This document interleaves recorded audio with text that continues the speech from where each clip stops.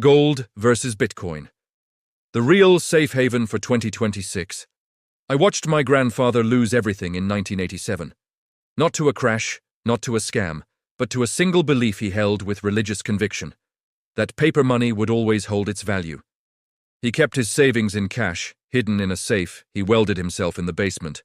When inflation hit, when the currency devalued, that safe became a tomb for his life's work. 30 years of labor, gone. He died believing he'd made the right choice, that patience would reward him. He was wrong. And now, as I sit here in early 2026, watching the financial markets convulse with the same fever that took his wealth, I can't stop thinking about that safe. Because right now, millions of people are making the exact same gamble he made, just with different assets.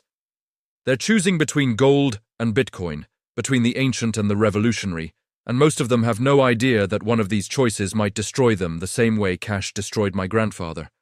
The question that keeps me awake isn't which one will win. It's which one will you choose, and will you live long enough to know if you were right? The year started with a whisper that became a scream. Inflation numbers came in hotter than anyone predicted, central banks pivoted faster than a startled animal, and suddenly, the conversation that was academic in 2023 became survival in 2026. People who'd never thought about hedges, about safe havens, about protecting wealth, were now Googling terms they couldn't pronounce. And at the center of every search, every panicked forum post, every late-night conversation, sat two options. Gold, the metal that survived empires, and Bitcoin, the digital ghost that survived nothing but its own hype. Or has it? That's where the fear starts to creep in, because if you're wrong about this, if you pick the loser in this fight, you're not just missing gains, you're watching your family's future evaporate while the people who chose correctly build generational wealth. The stakes have never been higher, and if you think you can sit this one out, you're already losing.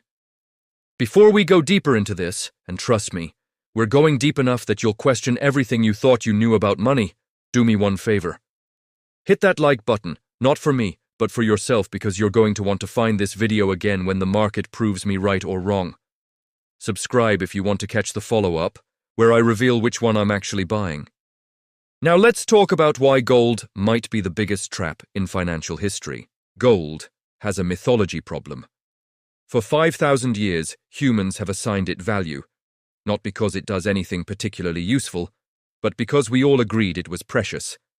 That agreement created empires, funded wars, and yes, protected wealth through currency collapses, hyperinflation, and economic chaos. Your great-grandparents trusted it. Their great-grandparents trusted it. The weight of that history is seductive, almost hypnotic. When you hold a gold coin, you're holding the same metal that Egyptians buried with pharaohs, that Romans minted into currency, that your grandfather might have wished he'd bought instead of hoarding cash. But here's what nobody wants to admit. Gold's track record isn't actually that good. Between 1980 and 2000, gold lost over 60% of its value in real terms. People who bought at the peak in 1980 didn't break even for 28 years. 28 years. Imagine buying your safe haven asset at 30 years old and not recovering your investment until you're nearly 60. That's not protection, that's purgatory. Yet in 2026, with inflation screaming and uncertainty everywhere, gold bugs are shouting the same promises they always shout. This time it's different. This time gold will shine. This time the ancient store of value will prove itself. And maybe they're right. Or maybe they're selling you the same dream that trapped an entire generation in underwater investments. The case for gold sounds compelling when you strip away the romance and look at the mechanics. It's tangible. You can hold it, hide it, move it across borders in ways that digital assets can't match. Governments can't print more of it, can't inflate it away with a keystroke. The supply is limited by geology, not by code. When currencies collapse, when governments fall, when the entire financial system seizes up, gold has historically retained some value because humans everywhere recognize it. There's no counterparty risk, no need to trust a blockchain or a network or an exchange. It just exists, heavy and real in your hand. In a world where trust in institutions is crumbling, where central banks are experimenting with digital currencies that could give them unprecedented control over your money, where a cyber attack could theoretically wipe out digital records, gold represents a return to something primal and unkillable. You can't hack gold, You can't delete it. The electricity can go out, the internet can fail, and gold will still be gold.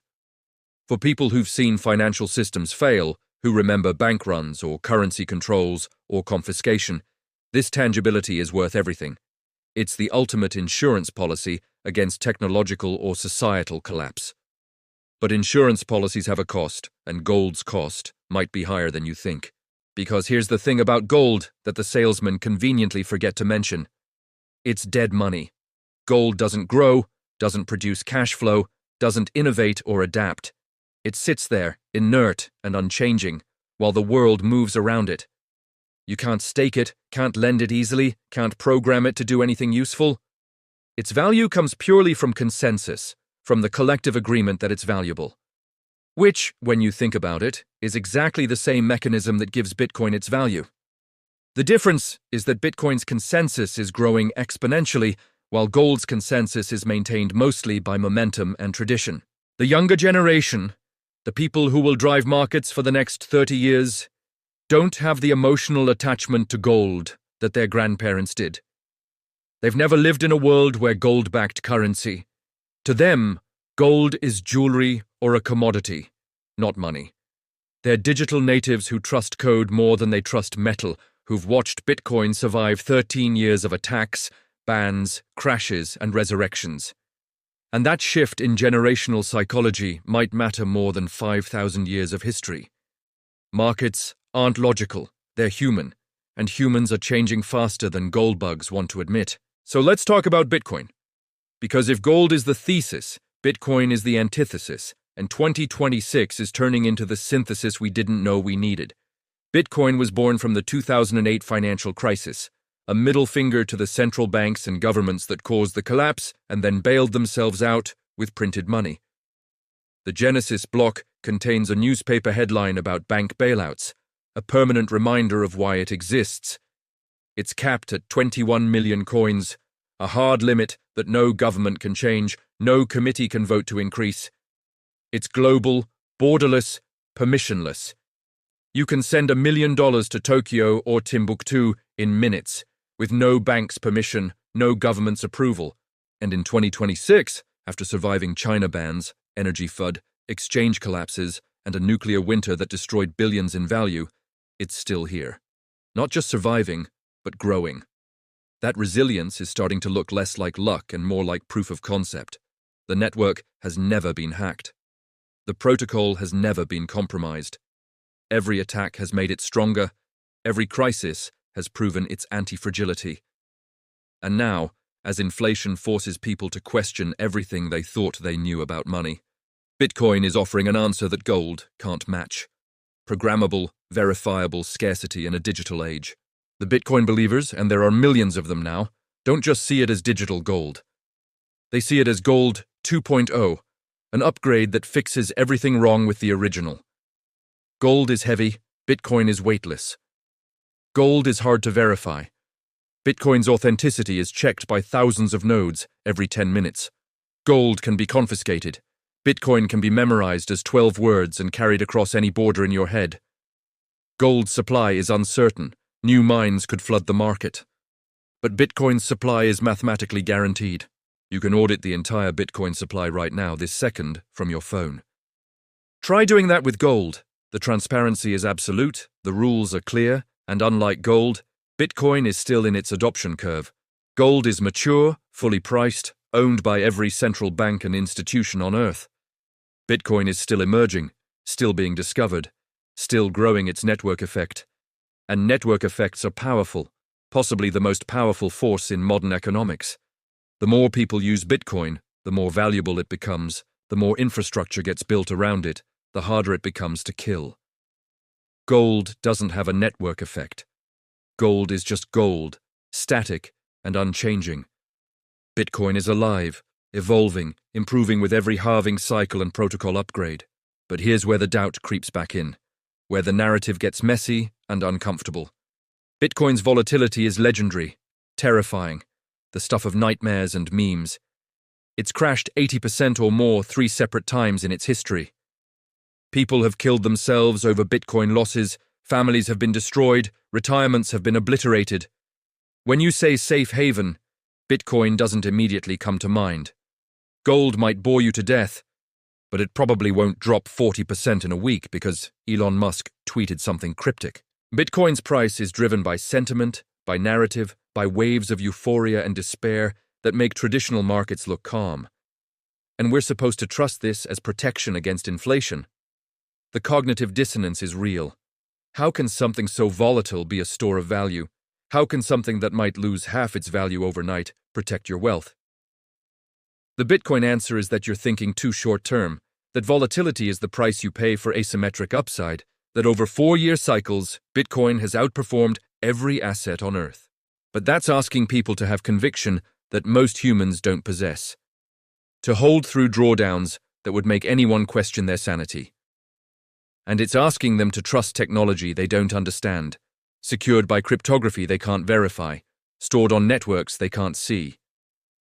The technology question is where a lot of people stumble, and honestly, it's where they should stumble. Bitcoin requires you to be your own bank, to manage your own keys, to understand concepts like private keys and seed phrases and cold storage. Screw up once, send to the wrong address, lose your seed phrase, and your money is gone forever. No customer service number to call, no bank to complain to, no FDIC insurance to bail you out. It's unforgiving in a way that gold never is. Drop your gold, it's still gold. Lose your Bitcoin keys, and you've just donated to everyone else by making the supply marginally scarcer.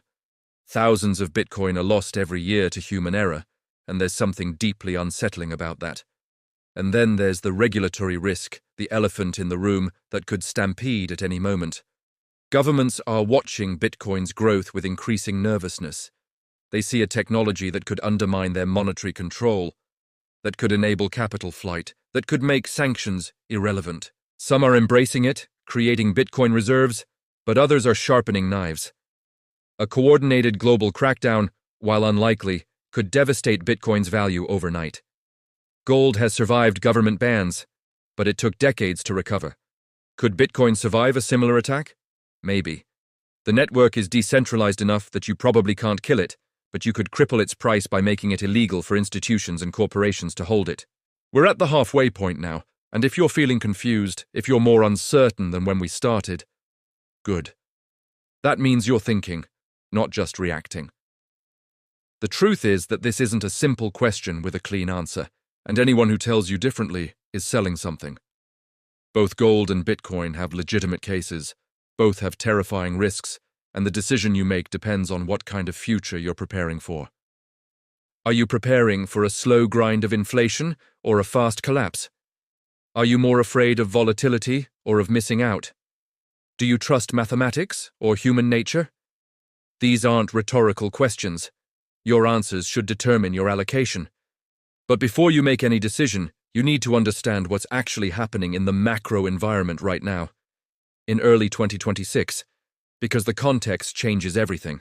The inflation we're seeing isn't the inflation of the 70s.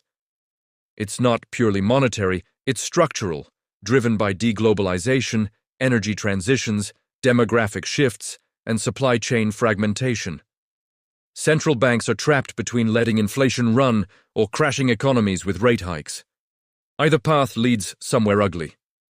In this environment, the traditional playbook is breaking down.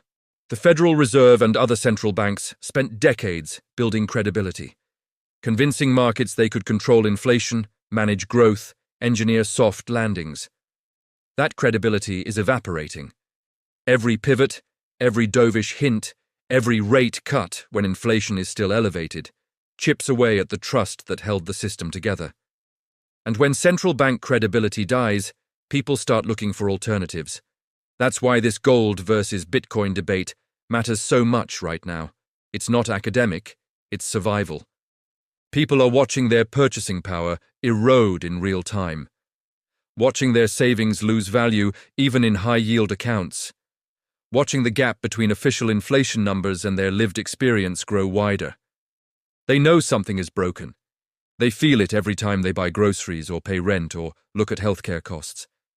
And they're searching desperately for something that will hold value, that will preserve their wealth across the chaos. Gold says, trust tradition. Trust what worked for your ancestors. Trust the metal that outlasted empires. Bitcoin says, trust technology, trust mathematics, trust the network that can't be controlled by the same institutions that cause this mess. Both are seductive, both might be right, both could be catastrophically wrong. Here's what makes this decision so brutally difficult. The optimal choice might be both and neither. Portfolio theory suggests diversification, holding some of each to balance the risks and capture different scenarios. If you're 50% gold and 50% Bitcoin, you're protected whether the future is analog or digital, whether it's slow decay or rapid transformation. But that hedged approach also means you're guaranteeing that half your safe haven bet will underperform, that you'll watch one side of your portfolio soar while the other stagnates or crashes. And psychologically, that's torture. Humans hate regret more than they love gains. Watching Bitcoin 10x while your gold sits flat will hurt more than watching both perform moderately well. We're wired to want to be right, to pick the winner, to tell the story of how we saw the future clearly when everyone else was confused. But clarity is a luxury we don't have in early 2026. The future is genuinely uncertain in ways it hasn't been in decades. We're in a phased transition, a moment where the old system is dying, but the new one isn't fully born. In those liminal spaces, both gold and Bitcoin can be right simultaneously, serving different functions, protecting against different failure modes. Let's get specific about scenarios, because abstract debate only takes us so far. Scenario 1. Inflation persists, but the system holds. Central banks hike rates aggressively, cause a recession, but ultimately bring inflation under control.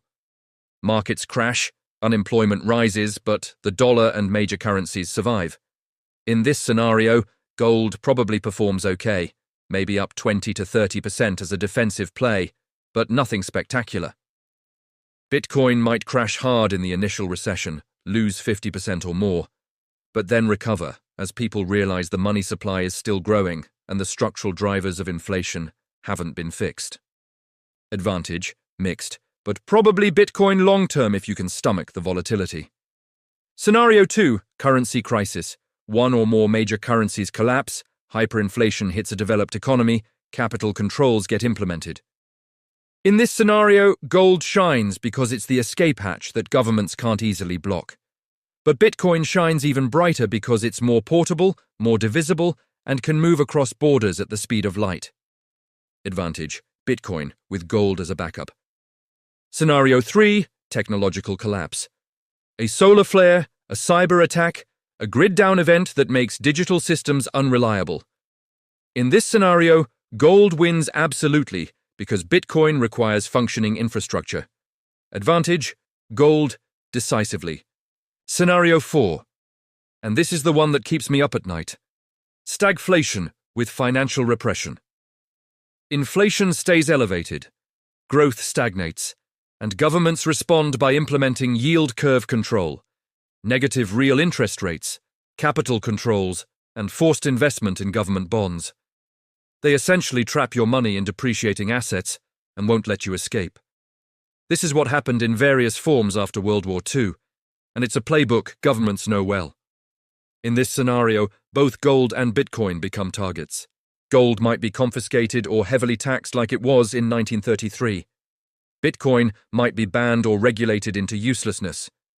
But between the two, Bitcoin is harder to confiscate because it can be hidden in ways gold can't. 12 words in your memory, and your wealth is invisible. Advantage, Bitcoin, but both are risky.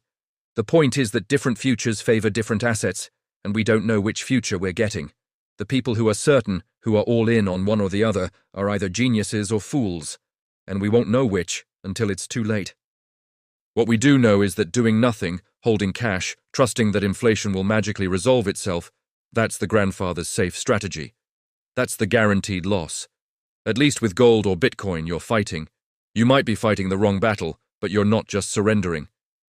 Now let's talk about what the smart money is actually doing. Because while we're debating, institutions are positioning. Central banks bought more gold in 2022 and 2023 than they had in decades, massively increasing their reserves. That's a vote of confidence in gold, but it's also a sign that they don't trust each other's currencies anymore. The dollar's weaponization through sanctions, the freezing of Russian reserves, showed everyone that foreign exchange holdings aren't actually safe if you're on the wrong side of US foreign policy. Gold can't be frozen or sanctioned, so central banks are stacking it. But at the same time, corporations are buying Bitcoin. MicroStrategy, Tesla, Square, even traditional finance companies are allocating portions of their treasury to Bitcoin. Pension funds are getting approval to invest. Spot Bitcoin ETFs are seeing massive inflows. Wall Street, the same establishment that called Bitcoin a scam for years, is building infrastructure around it because their clients are demanding exposure. That's a different kind of validation, the market kind. The kind that suggests Bitcoin is being absorbed into the system rather than destroyed by it. So institutions are hedging both ways, buying gold for stability and Bitcoin for upside. Maybe that's the answer. Maybe the question isn't which one, but how much of each. But here's the uncomfortable truth that nobody wants to say out loud. For most people, the amount they invest in either gold or Bitcoin won't matter as much as the other financial decisions they make. If you're drowning in debt, if you have no emergency fund, if you're not maxing out tax-advantaged accounts, if your career skills aren't keeping pace with inflation, then arguing about gold versus Bitcoin is rearranging deck chairs on the Titanic. The real safe haven is human capital. Skills that retain value across different economic environments, relationships and networks that provide resilience, physical and mental health that let you adapt and survive. Gold and Bitcoin are tools for people who've already handled the basics, who have surplus wealth to protect. For everyone else, the priority should be getting to that point first. That's not a popular message because it doesn't promise a shortcut, doesn't offer the fantasy that buying the right asset will solve all your problems. But it's true. The people who will thrive through whatever comes aren't the ones who picked perfectly between gold and Bitcoin. They're the ones who built robust, adaptable lives that can handle multiple scenarios. Still, if you have wealth to protect, if you're past the basics and genuinely trying to preserve purchasing power across the chaos of 2026 and beyond, then this choice matters enormously. So where does that leave us? We're in the climax now, the moment where I'm supposed to tell you the answer, reveal the secret, declare a winner. But the truth is messier and more human than that. I own both. I'm not perfectly allocated. I worry constantly that I have too much of one or not enough of the other. And I change my mind based on headlines and gut feelings more than I'd like to admit. I bought gold because my rational brain says that 5,000 years of history can't be completely wrong. That when everything else fails, humans will still value the shiny metal. I bought Bitcoin because my pattern recognition says we're living through a digital revolution that makes the printing press look quaint. And early adopters of revolutionary technologies get disproportionate rewards. I'm hedged because I'm afraid of being wrong, but that hedge means I'm guaranteed to underperform someone who went all in on the winner. And I've made peace with that mostly on days when I'm not second-guessing everything. What I've realized is that this debate reveals more about your worldview than about the assets themselves. If you believe the future looks like the past, that institutions will muddle through, that technology is fragile and overrated, buy gold. If you believe we're in a phase change, that digital systems are inevitable, that the next generation will reshape money in ways we can't fully predict, buy Bitcoin. If you're humble enough to admit you don't know, buy both and rebalance annually. The deeper lesson, the one that applies whether you choose gold, Bitcoin, or some combination, is that we're living through a moment that will define wealth for the next generation. The decisions we make now in 2026 will echo for decades. Get it right, and you'll preserve and maybe even grow your purchasing power through whatever chaos comes. Get it wrong, and you'll join the long list of people who had wealth and lost it because they trusted the wrong store of value. My grandfather's mistake wasn't that he chose cash. It was that he never questioned his assumptions, never adapted when evidence changed, never considered that the rules might be different than they were for his parents. Don't make that mistake. Question everything, including what I'm telling you right now. Do your own research, understand the risks, and make a decision based on your own risk tolerance and worldview. But make a decision. Sitting on the sidelines, waiting for certainty that will never come, that's the only guaranteed losing strategy. The markets won't wait for you to feel comfortable. Inflation won't pause while you study more. The time to act is always now, even when now feels impossible to navigate, especially then. And here's what I want you to understand. The people who win in moments like this aren't the smartest or the most educated.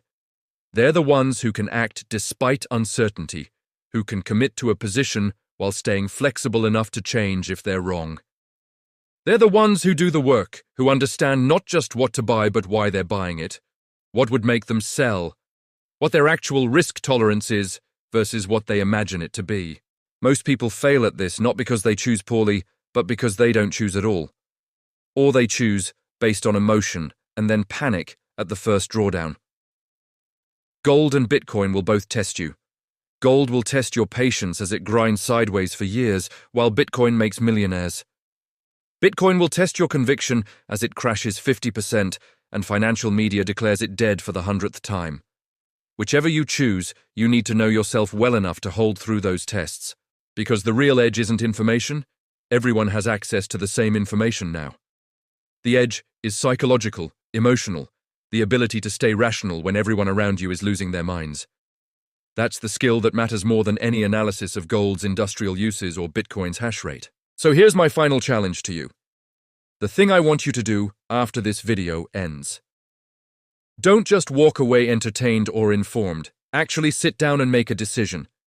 Write down your current allocation, your target allocation, and the specific conditions that would make you change it.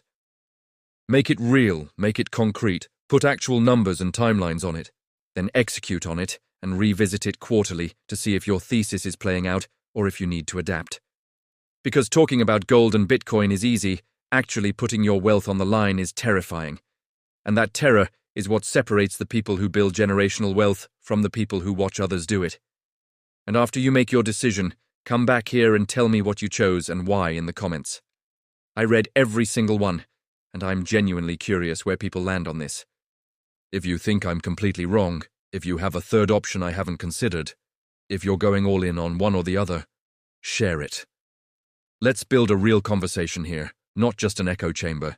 And if this video made you think, if it helped you see the decision more clearly, even if you disagree with my conclusions, hit that like button and subscribe because I'm tracking this all year, and you're going to want to see how it plays out. 2026 is going to reveal a lot about what money actually is and who understood it. Make sure you're on the right side of that revelation. Whatever you decide, that means for you.